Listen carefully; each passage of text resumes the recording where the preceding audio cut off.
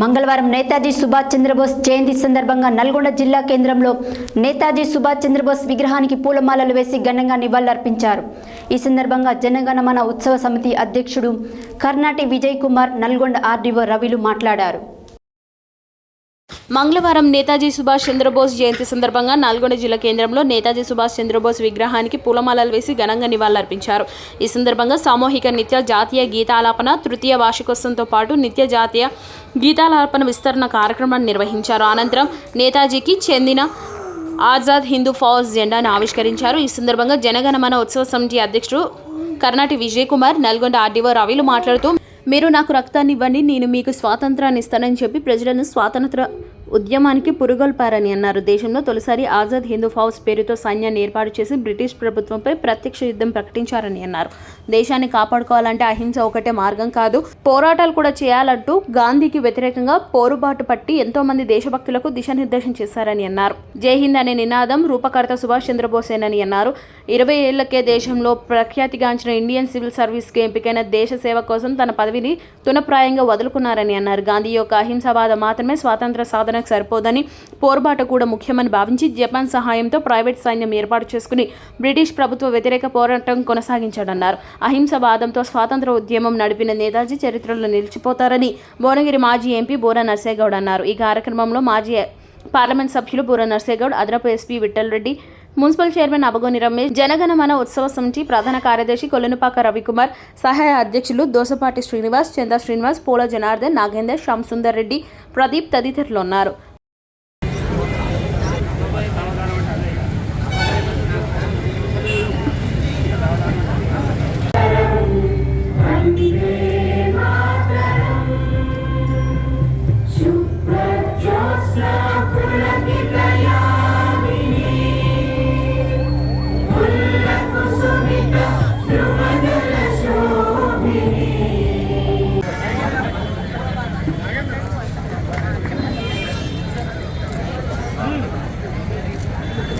దయచేసి ఆ కళాశాల విద్యార్థులు, వారి యొక్క డెస్కాట్కి వచ్చిన ఉపాధ్యాయులు, వారి సంస్థ స్థాపించడం ముందు నుంచి సుమారు మాకు తెలిసినంత వరకు 40 నుండి 50 మంది విద్యార్థులకు తన సొంతగా సహాయం చేయడం జరుగుతుంది. అందరికీ చిరస్థాయిగా ఉండే విధంగా చర్యలు తీసుకునేటువంటి అబ్బగోని రమేష్ గారికి మనందరి సహకారం ఉంటుంది. వారు ఎల్లప్పుడూ మా యొక్క ఉత్సవ సహాయకారిగా ఉండాలని కోరుకుంటూ, ఇందాక లతీఫ్ మాస్టర్ గారి గురించి చెప్తుండే, వాళ్ళ కుమారుడు ఆయనతో నాకు మాట్లాడుతున్నాను. ఏం సార్, మా నాన్నగారు 100 ఎకరాలు అమ్ముకొని ఆయన సుభాష్ చంద్రబోస్కి పోయాడు. 300 ఎకరాలు అమ్ముకొని సుభాష్ చంద్రబోస్కి పోయాడు. మరియు ముందున్న పుర ప్రముఖులకు, పెద్దలకు, మీడియా సోదరులకు అందరికీ కూడా నేతాజీ సుభాష్ చంద్రబోస్ 127వ జయంతి శుభాకాంక్షలు. 1897 జనవరి 2023గా మన భారతదేశానికి గర్వించదగ్గ వ్యక్తి ఆ రోజు ఒక క్రమశిక్షణ నేర్పిస్తారు. ఈరోజు సినిమా పైన కూడా ఎంత ఎంజాయ్ చేస్తే కూడా జాతీయ గీతం నాగనాథం నిలబడతాం. క్రమశిక్షణ, క్రమబద్ధీకరణ వస్తుంది కాబట్టి ఆ రోజు నేతాజీ సుభాష్ చంద్రబోస్ గారు ఒక మంచి జీవితాన్ని, ఒక ఐఏఎస్ జీవితాన్ని, ఒక కాంగ్రెస్ పార్టీని నడిపించే జీవితాన్ని మొదలుపెట్టి Azad Hindu force political organization మా సమయాన్ని ఇస్తున్నాం, డబ్బులు ఇస్తున్నాం, మీ అందరి కోఆపరేషన్ ఉండాలి. ఇది ఒక నల్గొండ జిల్లానే కాదు, ఇతర జిల్లాలలో తెలంగాణ మొత్తం ప్రజానాయకులు తలుచుకుంటే తెలంగాణ మొత్తం రాదా? కానీ ఇది పెడితే బీజేపీ అంటాడు, ఆర్ఎస్ఎస్ అంటాడు, టీఆర్ఎస్ అంటాడు, టీడీపీ, ఈ భయాలు ఉన్నాయి వాళ్ళకు. అందుకే మైకులు అంగారియట్లేదు, దేనికి సంబంధం లేదు, స్వేచ్ఛగా గుండెల నిండా గాలి పీల్చుకొని మహానుభావుడు రవీంద్రనాథ్ ఠాగూర్ రాసిండు, జన గణ మన అధినాయక జయ హే భారత భాగ్య. ఏదైనా ఒక పెద్ద పొలిటికల్ లీడర్ వచ్చి ఉంటే మాత్రం ఈ ప్లేస్ సరిపోదు, ఇసుకేస్తే రావాలంత జనం ఉంటారు. అంటే మన మైండ్ సెట్ అట్లా తయారైపోయింది. మనం స్వాతంత్రం వచ్చాక మనల్ని పరిపాలించిన నాయకులు అట్లా తయారు చేసుకుంటూ వచ్చారు. దేశానికి ఏమవసరం, దేశం కోసం ఎవరు ప్రాణాలు అర్పించారు, దేశం కోసం ఎవరు త్యాగాలు చేశానో వాళ్ళను మనం తలుచుకుందాం. వాళ్ళ వల్లనే మనం ఈరోజు స్వేచ్ఛగా జీవిస్తున్నాం అనే విషయాన్ని సభ్య సమాజానికి, దేశానికి మన పాలకులు 1940 నుంచి ఉన్న పాలకులు ఈ దేశానికి తెలియజేయలేకపోయింది.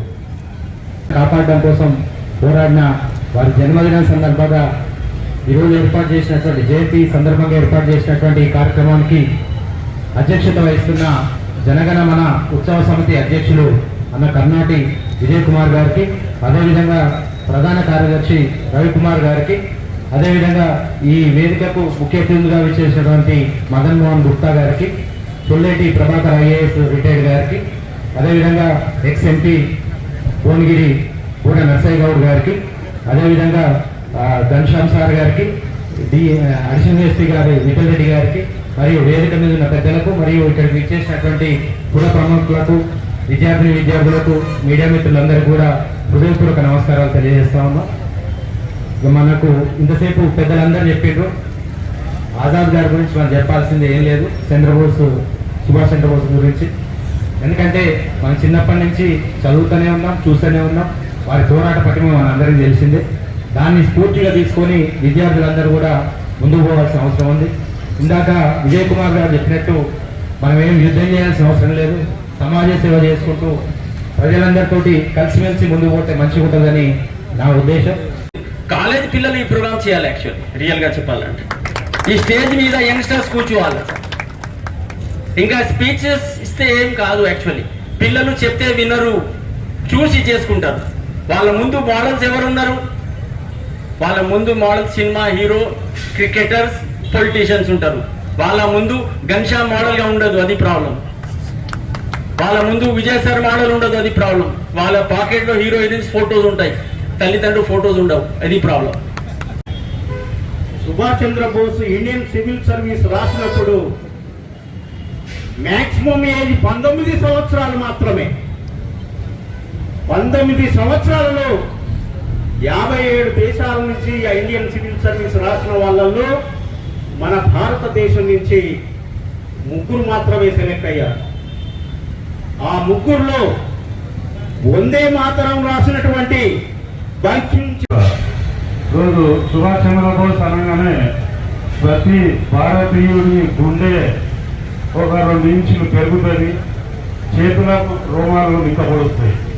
ఎందుకంటే ఈరోజు ప్రభాకర్ సార్ ఇంకా ముందు మాట్లాడిన వాళ్ళందరూ చెప్తారు, అతి చిన్న వయసులో ఇండియన్ సివిల్ సర్వీస్కు ఎన్నికయ్యి తన కంఫర్టబుల్గా జీవితాన్ని ఒక సంఘటితమైనటువంటి శక్తిగా అది కొంత వెనుకబడిందేమో అనేది అప్పుడప్పుడు అనిపిస్తూ ఉంటుంది.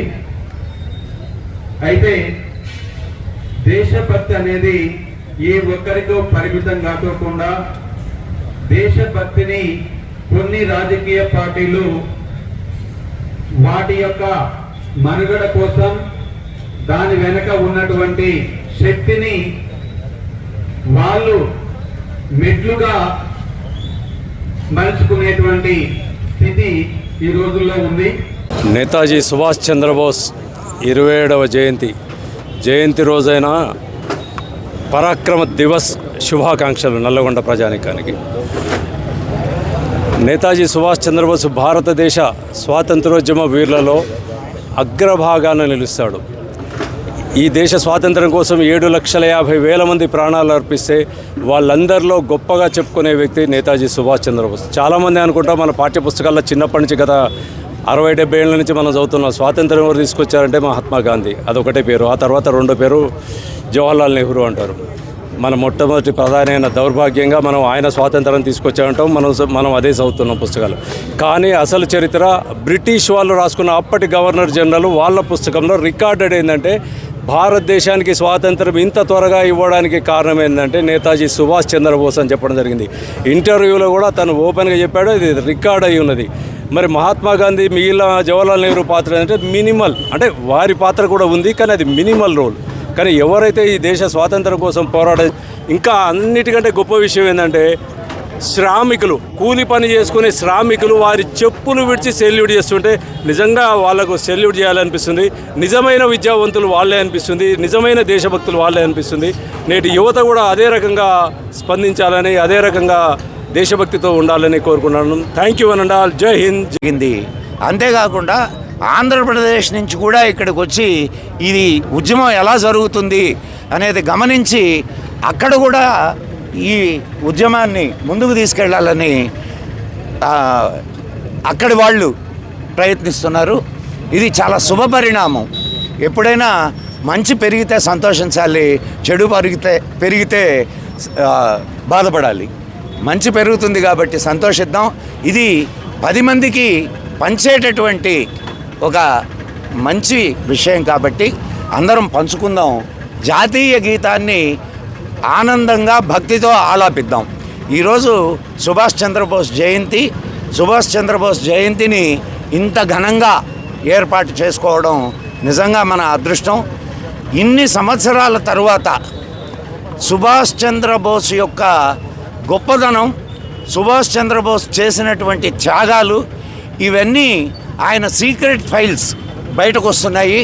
జనగణమన ఉత్సవ సమితి ఆధ్వర్యంలో నల్లగొండలో గత 3 ఏళ్ల నుంచి జాతీయ గీత ఆలాపన 12 సెంటర్లలో ఉండేవి.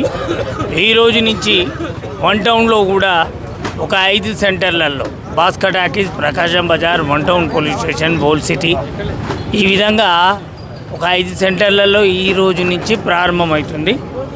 ఈ విధంగా మొత్తం దాదాపు నల్లగొండలోనే నార్కెట్పల్లి, కట్టంగూర్, తిప్పర్తి, తర్వాత అనంతపురం, ఈ విధంగా బాగా స్ప్రెడ్ అయ్యింది.